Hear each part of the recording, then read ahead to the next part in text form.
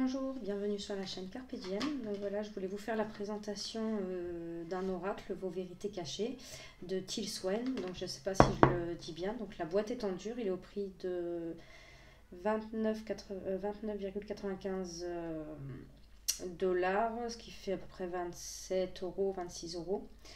Alors, vos vérités cachées, qu'est-ce que vous ne voyez pas? Avec vos vérités cachées, vous le découvrirez. Motivation réelle, crainte enfouie, besoin ignoré, désir refoulé, ce jeu vous donnera accès à votre inconscient.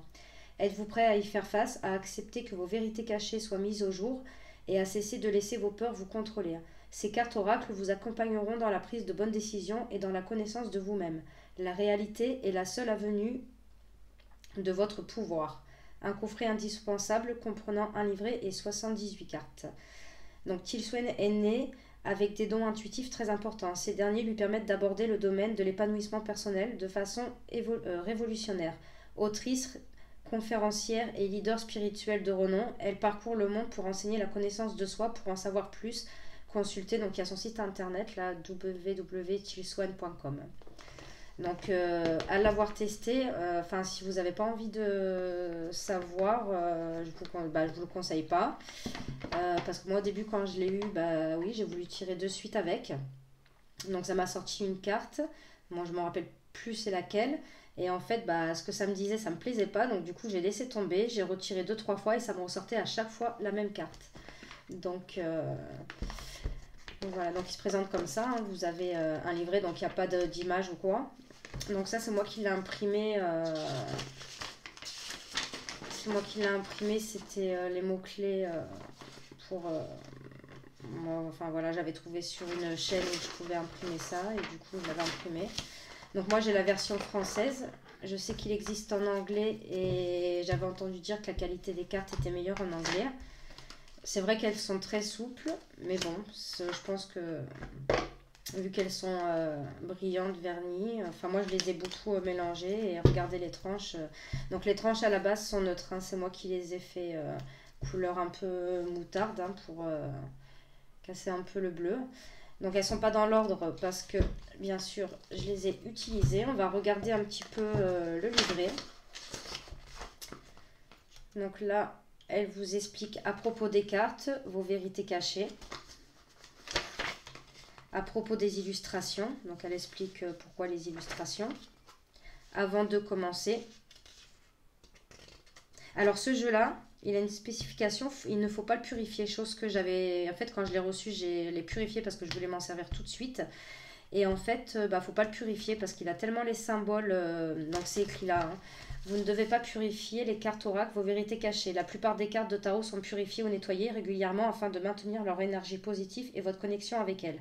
Les cartes oracles, vos vérités cachées, sont différentes. Chaque fois que les sceaux apportent leur aide à quiconque utilise les cartes, ils deviennent plus puissants et mieux adaptés. Cela signifie qu'il n'y a pas de problème à laisser quiconque toucher et tenir votre jeu de cartes. Cela améliorera même sa force, leur objectivité et leur acuité. Pour généraliser, seuls les sceaux associés à des énergies spécifiques tirent profit de ces énergies spécifiques. Par exemple, seul un sceau associé à la conscience du lâcher-prise bénéficierait d'être enfumé à la sauge. Gardez cela à l'esprit lorsque vous envisagez d'exposer les sceaux à des éléments tels que des huiles essentielles ou des cristaux. Cela dit, ces sceaux sont à la fois multidimensionnels et trop puissants pour être endommagés de quelque façon que ce soit par l'exposition à l'influence d'éléments de votre réalité physique. Donc voilà, donc vous n'avez pas besoin de purifier si vous avez ce jeu. Pourquoi utiliser les cartes vos vérités cachées? Donc là, on vous dit, comme cela arrive souvent avec les cartes oracles, il est probable que la personne qui utilise le jeu de cartes en viendra à développer sa propre manière de le faire en fonction de ses objectifs. Voici tout de même quelques exemples de raisons pour lesquelles vous pourriez consulter les cartes. Vous pouvez les utiliser pour voir ce qui échappe à votre regard concernant. Donc ça peut être pour une personne dans votre vie, un emploi, une relation, vos véritables désirs, vos véritables besoins, vos motivations véritables, les motivations, les besoins ou le désir de quelqu'un d'autre, une dépendance, une habitude, votre caractère ou votre personnalité, votre avenir, votre passé, votre situation actuelle, vos finances, votre raison d'être, ce que vous devriez faire, ce que quelqu'un d'autre devrait faire, un problème de santé, une décision à laquelle vous êtes confronté, vos perspectives actuelles, les perspectives actuelles de quelqu'un d'autre, l'inconscient collectif, d'éventuels résultats, l'embauche ou le licenciement de quelqu'un, les choses dont il faut tenir compte ou se méfier, les choses qu'il faut changer pour réussir, ce qui empêche un objectif d'être atteint et pourquoi vous êtes bloqué. Donc là, je vous explique comment utiliser les cartes. Donc il existe plusieurs façons d'utiliser ce jeu. Voilà, le tirage du conflit. Donc dans une situation conflictuelle, ce tirage vous montre ce que vous ne voyez pas à votre sujet et ce que la personne avec qui vous êtes en conflit ne voit pas à propos d'elle-même. Donc c'est très très bien. Le tirage du temps. Voilà. Le tirage des responsabilités. Donc ça, vous pouvez le faire voilà, avec plusieurs personnes. Bon, après, moi personnellement, je ne le fais pas sans l'autorisation des personnes. Mais admettons au travail ou quoi, des personnes, voilà, c'est une carte pour chaque personne et ça vous dit leurs choses cachées. Le tirage des sphères de votre vie. Et après, nous avons la signification des cartes. Donc, vous voyez, il n'y a pas d'illustration. Et il y a quand même pas mal de pages pour chaque carte. Alors, ça dépend, parfois plus que d'autres. Donc, voilà. C'est comme ça pour toutes les cartes. Et à la fin, vous avez l'index des cartes. Donc, voilà, il n'y a pas de nom sur les cartes. Donc à la fin, on tirera une carte et on verra, comme ça vous verrez ce que dit le livret. Donc le dos des cartes se présente comme ceci. Les tranches, comme je vous ai dit, normalement sont neutres. Donc bon, bah, je ne vais pas vous dire le nom des cartes, hein, vu qu'elles ne sont pas écrites sur la carte. Et comme je ne les ai pas remis dans l'ordre, j'aurais pu prendre le lexique. Bon, on va essayer quand même. Donc celle-ci, c'est l'auto-sabotage. Ah si, c'est bon, je peux le faire. Vos suppositions. Les préjugés, l'identification, ouais, donc il y en a à l'envers, les autres voient mais pas vous, la rareté, regarder à l'extérieur,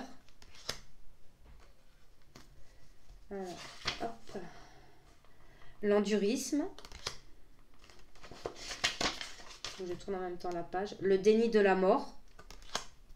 Donc je vous dis, hein, c'est vraiment un jeu, si vous ne voulez pas savoir ce qu'il y a le plus profond de vous, ne le faites pas. Hein. La fin justifie les moyens. La contrariété.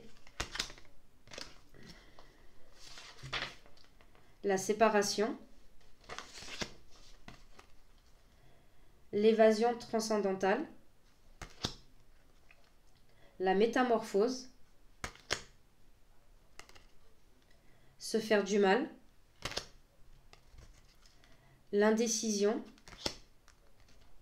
la boussole détraquée, le masque de l'altruisme, manipuler, la déflexion, le désespoir, la conversion. Alors, je vais regarder celle-là. Hop. Désolée. Alors, celle-ci, fuir l'émotion, la honte,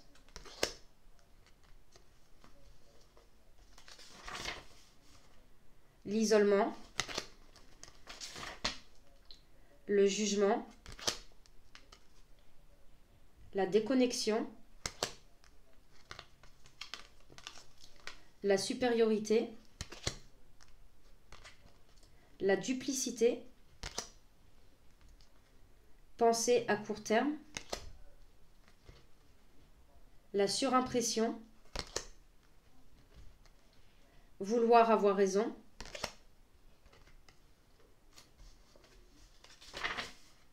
vous pensez savoir mais vous ne savez pas, la triangulation, la censure, l'automate, le pessimisme aveugle, la projection,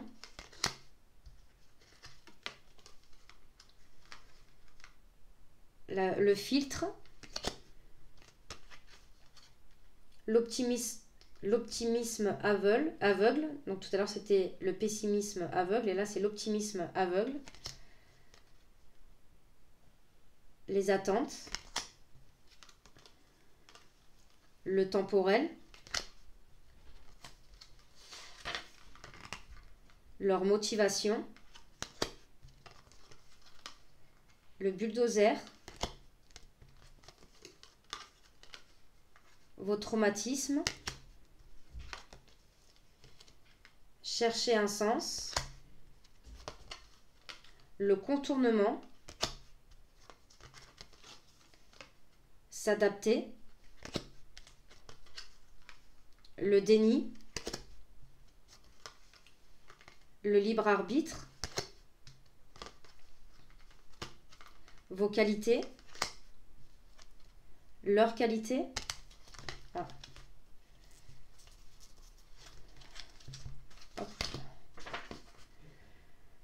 feindre, la zone de confort, le désir de nuire, la croyance, votre peur, l'image de soi, ne pas voir les signes, l'impact, l'incompatibilité, le renforcement négatif, réagir, repousser, vos désirs et besoins réels. Donc c'est vraiment un oracle pour faire vraiment un travail en profondeur. Le don, le contrôle, le blâme, l'évitement, le non-engagement, résister, les limites, l'épuisement, la complicité involontaire,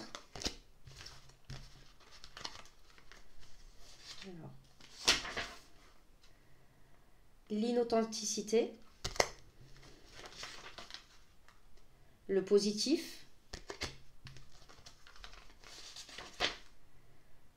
vos motivations, et la dernière, la bulle. Donc on va tirer une carte, comme ça je vais vous lire ce qu'il y a écrit dans le livre, et comme ça vous pourrez voir, on va les mélanger autrement parce qu'elles sont un petit peu grandes.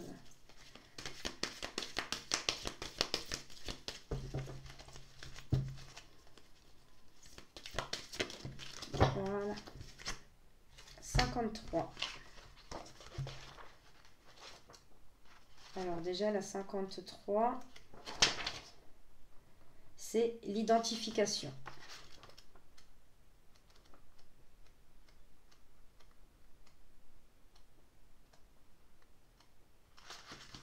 Alors l'identification. Si vous avez tiré ce sceau, vous vous êtes tellement identifié à une chose en ce moment qu'il vous est impossible de vous en distancer suffisamment pour en être conscient ou pour demeurer objectif. L'identité est la condition pour être soi-même, un soi séparé, unique. Un autre mot pour le décrire est l'ego. Chaque fois que nous associons quelque chose à notre moi, nous nous identifions à lui. Il devient une partie de nous, la même chose que nous. C'est ce qu'est réellement l'attachement, c'est l'identification. Et lorsque la chose à laquelle nous nous identifions est menacée, nous le vivons comme une menace pour notre propre survie, une attaque personnelle. On pourrait dire que l'identification est une bonne chose lorsque nous nous identifions à des choses qui nous font du bien, mais dès que nous nous identifions à une chose qui nous fait du mal, elle porte en elle les germes de son contraire. Le mérite porte en lui les germes de l'indignité. L'excitation porte en elle les germes de la déception. Mais ce qui est le plus troublant, c'est que nous nous identifions souvent à des choses qui nous font sentir mal, et nous devons alors maintenir ces choses vivantes afin de conserver notre propre sentiment d'identité. voyez, parfois, comme je vous ai dit, donc ça va être un peu long, je suis désolée. Lorsqu'il s'agit d'identification, ce ne sont pas seulement les choses qui nous sont externes qui nous font souffrir. C'est aussi l'identification à des choses que nous percevons comme internes. Nous nous identifions principalement aux 3 aspects primaires de nous-mêmes, notre corps, notre esprit et nos émotions. Chacun de ces aspects en soi, une expression différente de la conscience source. Nous confondons ces expressions avec la totalité de ce que nous sommes. Ce serait un peu comme un peintre qui s'identifie tellement à sa peinture qu'il en oublie qu'il est plus que sa peinture. Nous pensons que nous sommes nos émotions, que nous sommes notre corps et que nous sommes nos pensées. En vérité, on peut se distancer de presque tout. Pour s'identifier à quelque chose, il faut d'abord l'identifier comme différent de soi-même, comme autre que soi-même. Par exemple, si vous souhaitez vous distancer de votre propre douleur, il vous suffit de conceptualiser votre douleur comme une entité distincte et lorsque vous le ressentez, de l'observer comme si vous regardiez cette entité distincte réagir. De cette façon, vous ne prenez pas la douleur personnellement. Ce saut vous rappelle de ne jamais accomplir ce processus de séparation avec une attitude de résistance. En exposant à votre conscience les aspects dont vous voulez vous distancer, laissez-les plutôt tomber comme des pétales de rose. C'est la clé. Le fait de repousser les choses auxquelles vous vous êtes identifié ne fait que vous amener à vous identifier davantage. Vous vous sentirez rejeté par vous-même, vous provoquerez essentiellement une intense réaction de survie en réponse à votre propre rejet. Vous ne pouvez pas essayer de vous enlever quelque chose sans vous faire du mal. En ce qui concerne le corps, les pensées et les émotions, vous ne pouvez pas vous efforcer de vous déconnecter à des aspects de vous-même sans le percevoir comme un abandon de soi. La meilleure façon de permettre à ces aspects de tomber est d'abord de les reconnaître. Sortez une feuille de papier et notez toutes les choses auxquelles vous pensez vous être identifié dans la situation qui vous préoccupe. Vous pouvez être sûr qu'il y en a beaucoup plus que celles que vous notez. Mais c'est un exercice de conscience. Une bonne façon de trouver les choses auxquelles vous vous identifiez est de regarder tout ce que vous appelez mien. Par exemple, dès que vous dites « mes amis », vous vous identifiez à ces gens et vous êtes donc attaché à eux. De même, tout ce que vous mettriez après « je suis », par exemple, dès l'instant où vous dites « je suis sexy », vous vous identifiez au fait d'être sexy.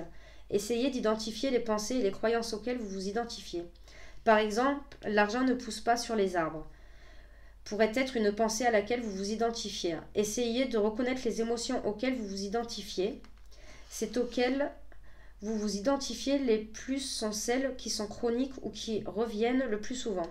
Par exemple, la déception peut en être une. Essayez également de reconnaître les aspects de votre corps auxquels vous vous identifiez. Par exemple, si vous considérez comme gros, vous vous identifiez physiquement au fait d'être gros. Tout ce à quoi vous vous identifiez provoquera une forte réaction en vous. L'ego l'a possédé en tant que partie de son moi composite. Chaque fois que ces choses sont menacées, l'ego se met en état de réactivité et de défense. Il a des motifs pour maintenir ces aspects de notre vie, même s'ils nous font souffrir. Il considère la perte de ces choses comme un anéantissement. Si vous avez tiré ce saut dans cette situation, vous ne voyez pas clairement à quoi vous vous identifiez. Un peu de distance vous fera du bien. Donc voilà, cette carte-là est un peu compliquée, mais voilà à quoi ressemble le descriptif de la carte. Donc dites-moi en commentaire si vous avez ce jeu, qu'est-ce que vous en avez pensé. N'hésitez pas à mettre un petit pouce, à vous abonner. Moi je vous dis à de prochaines vidéos. Merci.